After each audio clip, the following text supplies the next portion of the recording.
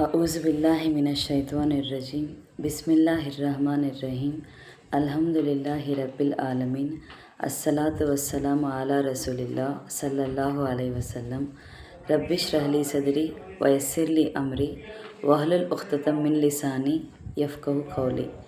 अस्सलामु अलैकुम रहमतुल्लाहि व बरकातुहू। सब जनां को तुम्हें भी ये वीडियो देखने के पहले दरूद और सलाम पढ़ को ये वीडियो देखना शुरू करो।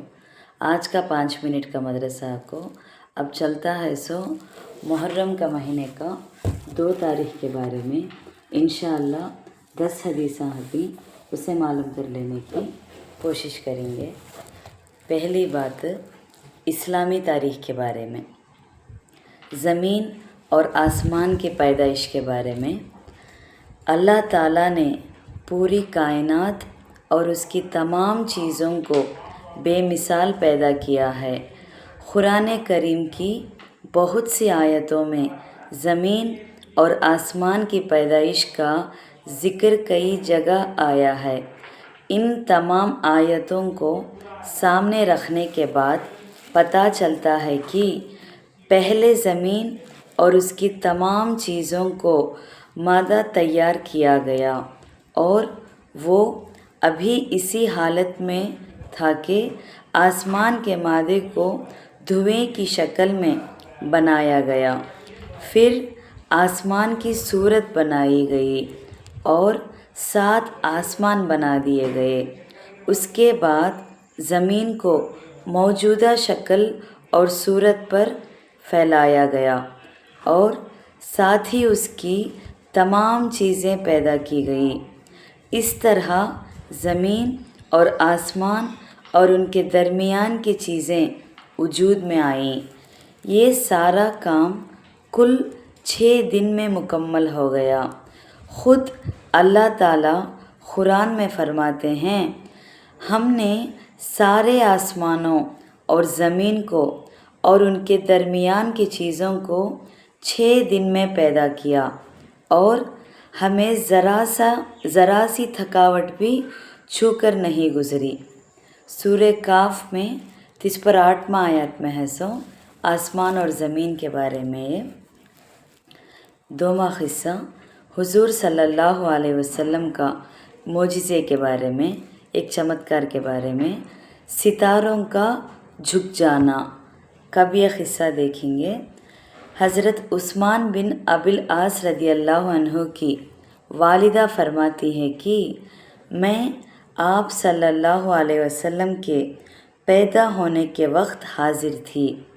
जब आप सल्लल्लाहु अलैहि वसल्लम पैदा हुए तो मैंने देखा कि सारा घर नूर से भर गया। सितारे करीब आ गए और लटक आए थे, यहाँ तक कि मुझे ऐसा लगने लगा कि अब ये मुझ पर गिर पड़ेंगे। दलाइलुन नुब्वाही लिल बैहक़ी 59वां के क़िस्से में रेफ़र में सी है। 3वां क़िस्सा एक फ़र्ज़ के बारे में, हर रुकन को इत्मीनान से अदा करना, नमाज के बारे में बात करते हैं हम। हज़रत अबू हुरैरा रदियल्लाहु अन्हु से रिवायत है कि एक दिन रसूलुल्लाह सल्लल्लाहु अलैहि वसल्लम मस्जिद के एक गोशे में तशरीफ़ फरमाते थे। एक शख्स मस्जिद में दाखिल हुआ और नमाज़ पढ़ी, लेकिन उसने नमाज इत्मीनान से नहीं पढ़ी। वो शख्स नमाज से फ़ारिग होकर हुज़ूर सल्लल्लाहु अलैहि वसल्लम की खिदमत में हाज़िर हुआ और सलाम किया तो रसूलुल्लाह सल्लल्लाहु अलैहि वसल्लम ने सलाम का जवाब दिया और फरमाया, जाओ और दोबारा नमाज़ पढ़ो, क्योंकि तुमने नमाज ठीक तरीक़े से नहीं पढ़ी। वो शख्स वापस गया और नमाज जिस तरह पहले पढ़ी उसी तरह अब भी पढ़ ली। उसके बाद आया और सलाम किया।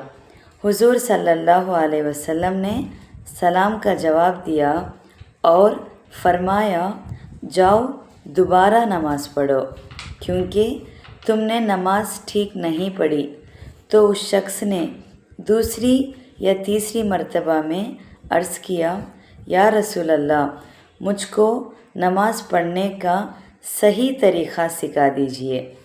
رسول اللہ صلی اللہ علیہ وسلم نے فرمایا جب تم نماز پڑھنے کا ارادہ کرو تو پہلے پوری طرح وضو کرو، پھر قبلہ رخ کھڑے ہو جاؤ، پھر تکبیر تحریمہ کہو، پھر قرآن میں سے جو کچھ تم آسانی سے پڑھ سکتے ہو وہ پڑھو، پھر رکوع میں جاؤ اور اطمینان کے ساتھ رکوع پورا کرو، پھر رکوع سے سر اس طرح اٹھاؤ کہ بالکل سیدھا کھڑے ہو جاؤ، پھر سجدے میں جاؤ اور اطمینان کے ساتھ سجدہ پورا کرو، پھر سجدے سے سر اٹھاؤ اور اطمینان کے ساتھ بیٹھو، پھر دوسرے سجدے میں جاؤ اور اطمینان کے ساتھ سجدہ پورا کرو، پھر دوسرے سجدے سے سر اٹھاؤ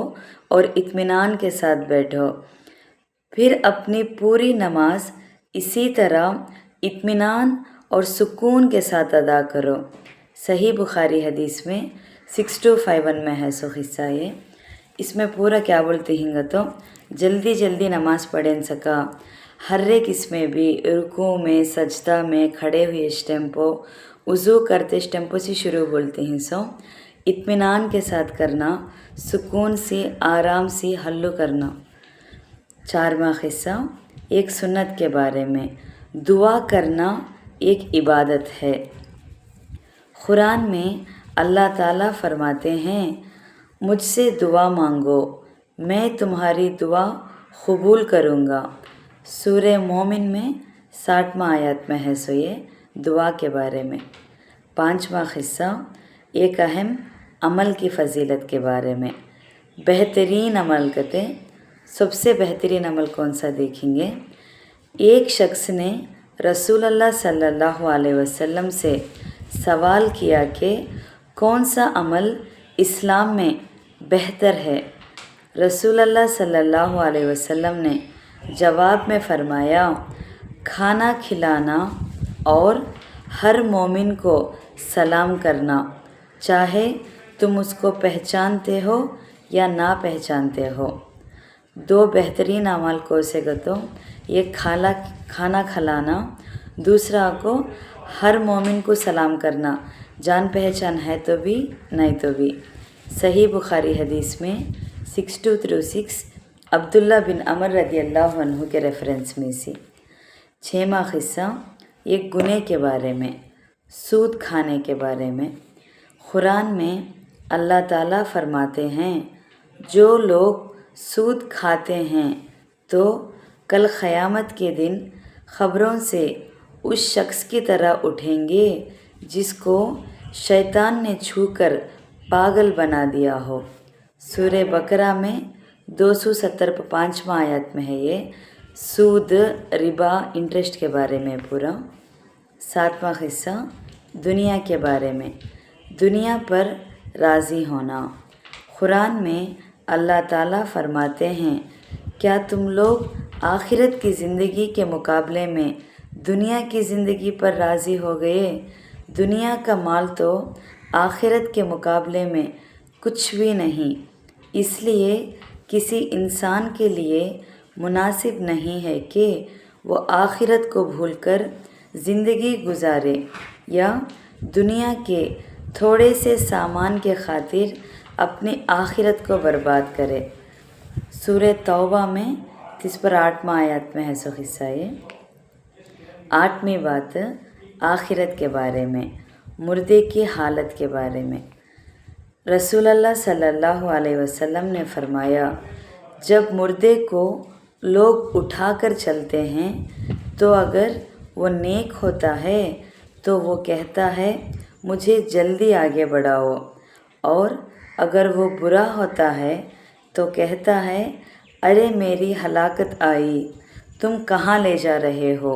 اس کی آواز کو جن اور انس کے سوا اللہ تعالیٰ کی تمام مخلوق سنتی ہے۔